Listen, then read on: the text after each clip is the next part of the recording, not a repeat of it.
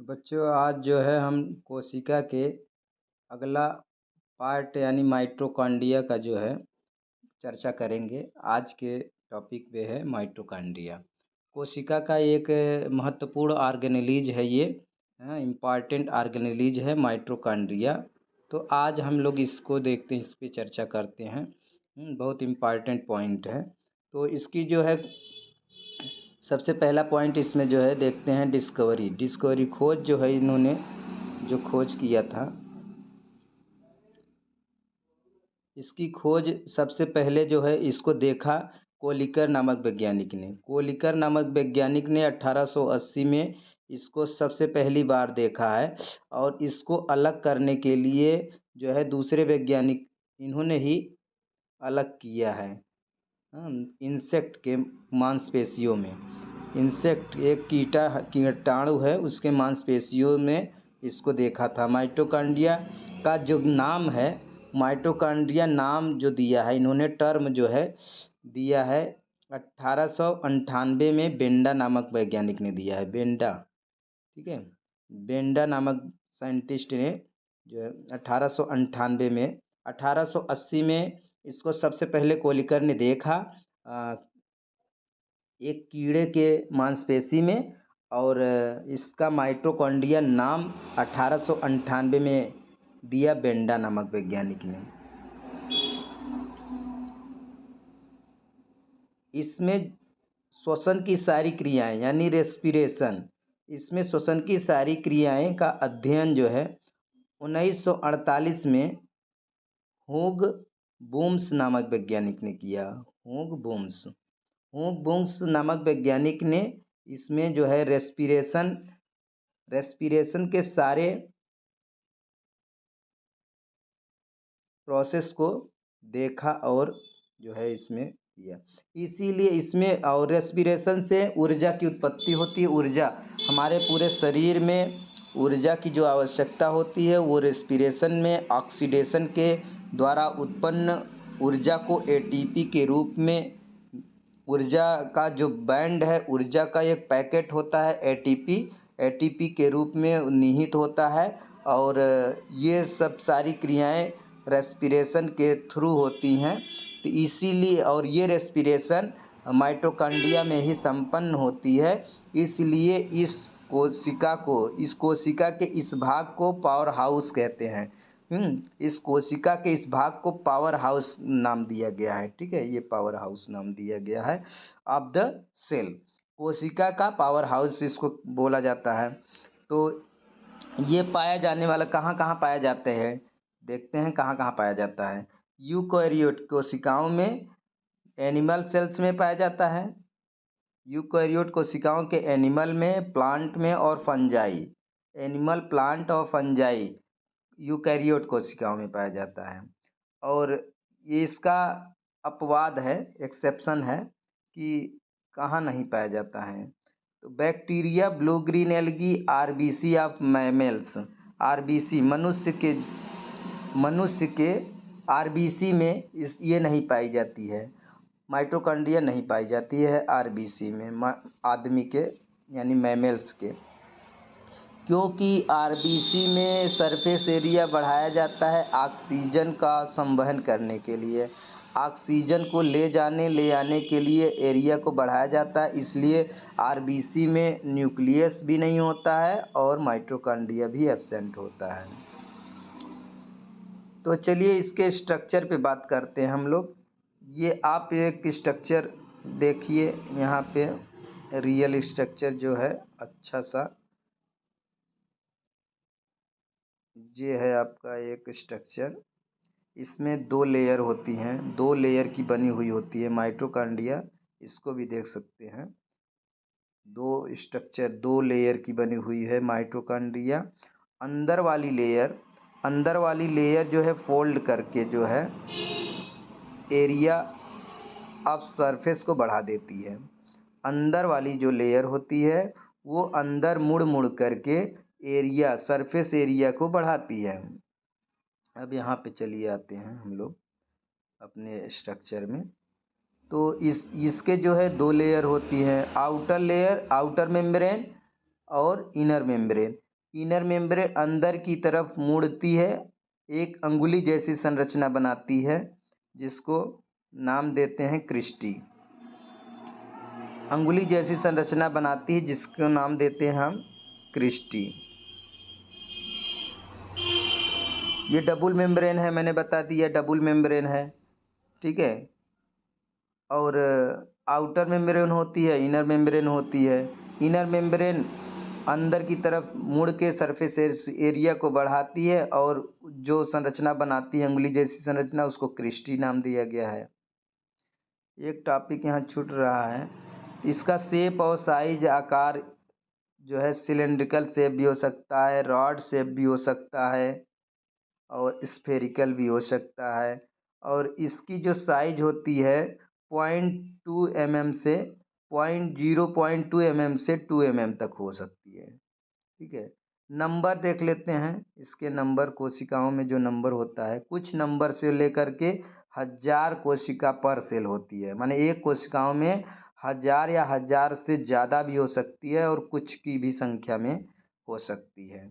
तो आपका double membrane हो गया, डबल मेम्ब्रेन हो गया, ठीक है। अब क्रिस्टी की बात करते हैं। क्रिस्टी को जैसे मैंने बताया कि अंदर वाली जो है इनर लेयर अंदर की तरफ मुड़ करके सरफेस एरिया को इंक्रीज करती है, ठीक है। माइटोकॉन्ड्रिया के अंदर की सरफेस एरिया को बढ़ाती है और इस पे जो है विभिन्न प्रकार के एंजाइम भी होते हैं।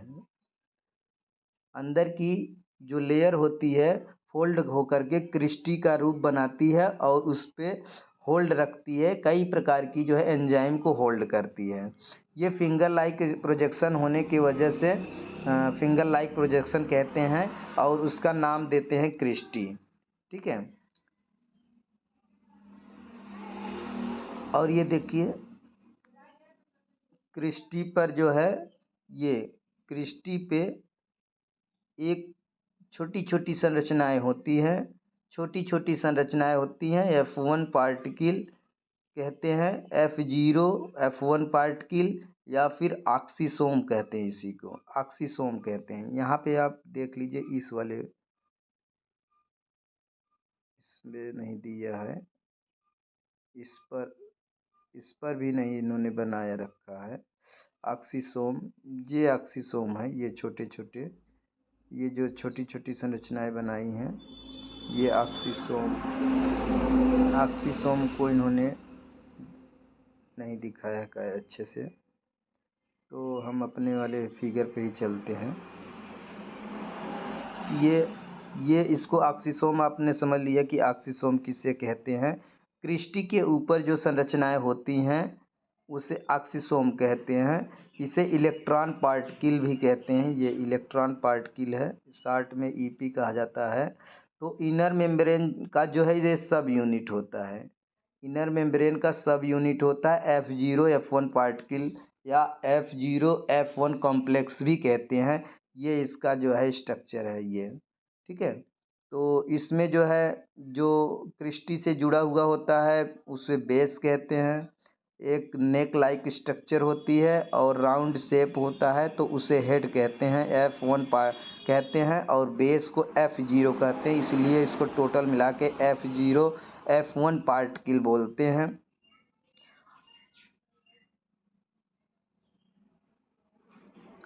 अब देखिए इसकी जो संख्या है पूरे माइटोकॉन्ड्रिया में 1 लाख to 10 लाख हो सकती है और कभी कभी सिंगल भी होती है, सिंगल भी हो सकती है, ठीक है।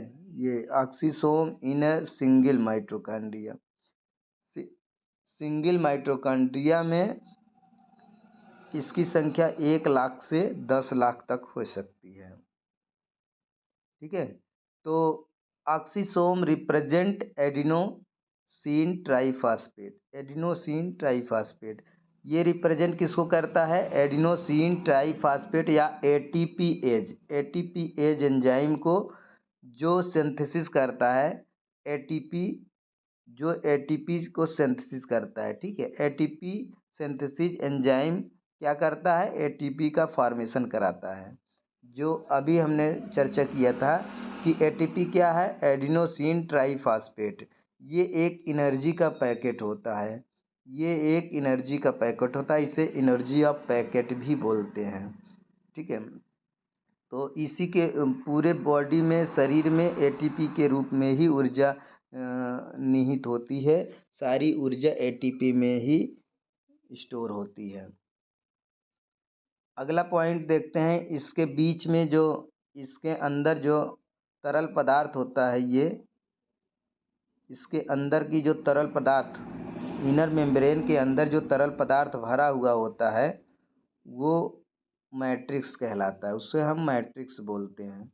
ठीक है, इनर मेम्ब्रेन के अंदर जो dense fluid filled with dense fluid is called matrix, mitochondrial matrix. ठीक है, इसमें जो कंपाउंड होते हैं, इसके कंपोनेंट है, विभिन्न प्रकार के कंपोनेंट इसमें मौजूद होते हैं। तो उसमें प्रोटीन की मात्रा होती है, लिपिड होती है, राइबोसोम्स होता है, बट जो नॉर्मली राइबोसोम्स दो प्रकार के होते हैं, 70S ribosomes and 80S ribosomes.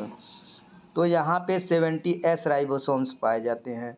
जो सेल ऑर्गेनेज के अंदर राइबोसोम्स पाए जाते हैं वो 70S राइबोसोम्स पाए जाते हैं। ये similarly to blue green algae and bacteria and blue green algae में भी 70S राइबोसोम्स ही पाए जाते हैं। तो यहाँ भी माइटोकॉन्ड्रिया के अंदर भी 70S राइबोसोम्स पाए जाते हैं। और हमने बताया प्लास्टिड यानी क्लोरोप्लास्ट के अंदर भी 70S राइबोसोम्स पाए जाते हैं। इसके अंदर RNA पाया जाता है, और DNA जो पाया जाता है वो सर्कुलर एंड डबल स्टैंडर्ड होता है। डबल स्टैंडर्ड एंड सर्कुलर पाया जाता है, सेम एज ए क्लोरोप्लास्ट, इसीलिए इन दोनों को जो है सिम्बायोसिस टर्म बताया गया है कि ये दोनों जो है अलग होकर के रह सकते हैं, कोशिका से अलग होकर के। ये इसीलिए इन दोनों ऑर्गेनेलिज को सेमी ऑटोनॉमस ऑर्गेनेलिज भी कहते हैं। ठीक है, और जो इसमें एंजाइम जो पाए जाते हैं, विभिन्न प्रकार के मैट्रिक्स में विभिन्न प्रकार के एंजाइम पाए जाते हैं जो क्रेब्स साइकिल को संपन्न करते हैं। ऑक्सीडेशन के क्रेब्स साइकिल को कंप्लीट कर, रेस्पिरेशन के दो पार्ट होते हैं, glycolysis and Krebs cycle. Glycolysis cytoplasm में संपन्न होता है। वो जो ग्लाइकोलिसिस वाला पार्ट होता है ऑक्सीडेशन का, रेस्पिरेशन में जो ऑक्सीडेशन होता है तो वो दो भाग में उसकी क्रिया संपन्न होती है, glycolysis and Krebs cycle. Glycolysis में क्या होता है, ग्लूकोज का एक अणु 2 पायरुविक एसिड में टूट जाता है, और ये प्रोसेस होता है साइटोप्लाज्म में। उसके बाद क्रेब्स साइकिल में एंट्री करता है पायरुविक एसिड, दोनों पायरुविक एसिड के मॉलिक्यूल क्रेब्स साइकिल माइटोकॉन्ड्रिया में एंट्री करते हैं, और मैट्रिक्स के अंदर क्रेब्स साइकिल संपन्न होती है। इसीलिए क्रेब्स साइकिल के सारे एंजाइम्स जो है मैट्रिक्स में पाए जाते हैं। इसका इम्पॉर्टेंस अभी मैंने चर्चा किया कि ये सेल्फ डुप्लीकेशन ऑर्गेनेलिज है, क्योंकि सेल्फ डुप्लीकेशन होने का कारण है RNA एंड DNA। जो यहाँ पे DNA पाया जाता है उसमें डुप्लीकेशन होने की क्षमता होती है, जैसे कि क्लोरोप्लास्ट में भी जो है सेल्फ डुप्लीकेशन की क्षमता होती है DNA के कारण, और वो DNA सर्कुलर और डबल स्टैंडर्ड होंगे उसमें भी और यहाँ पे भी।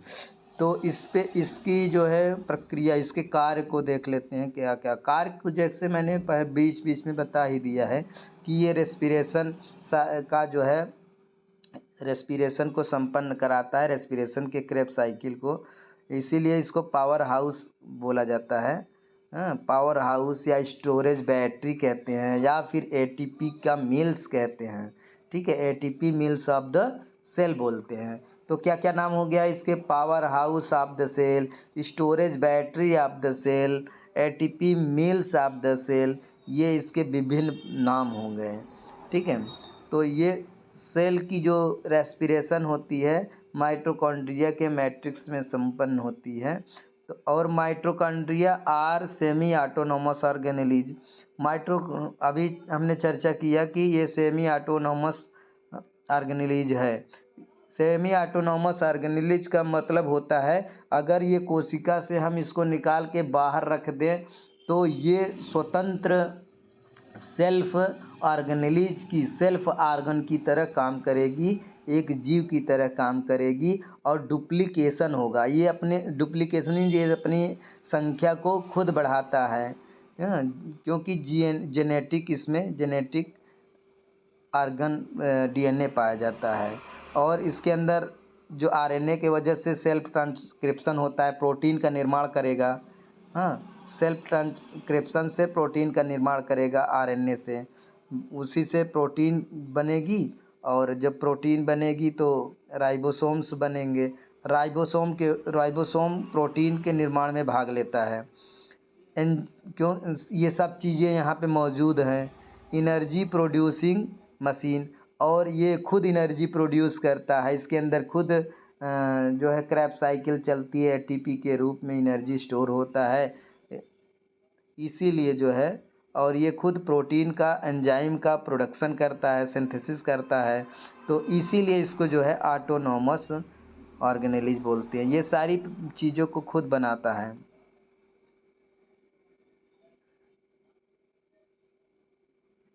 तो माइटोकॉन्ड्रिया को हम लोगों ने समझ लिया है। माइटोकॉन्ड्रिया को हम लोगों ने समझ लिया है। एक जो है, चलिए एक राउंड हल्का सा फिगर ले लेते हैं।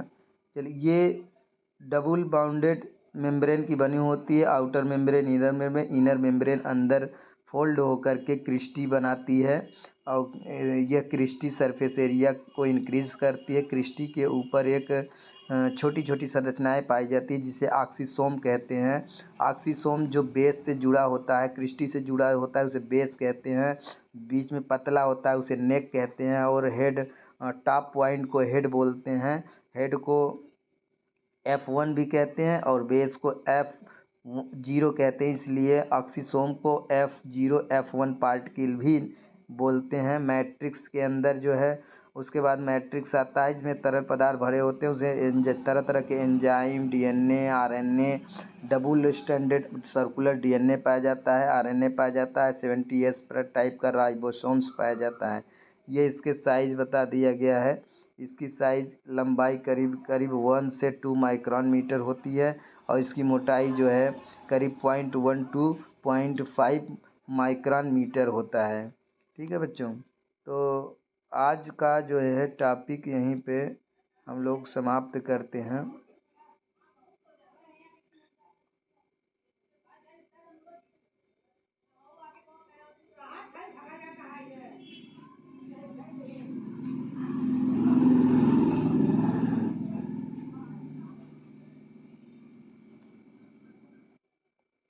तो बच्चों, चलते चलते आप लोग को बोलना चाहेंगे कि ये वीडियो आप लोगों के लिए अच्छा है या नहीं है, कमेंट करें।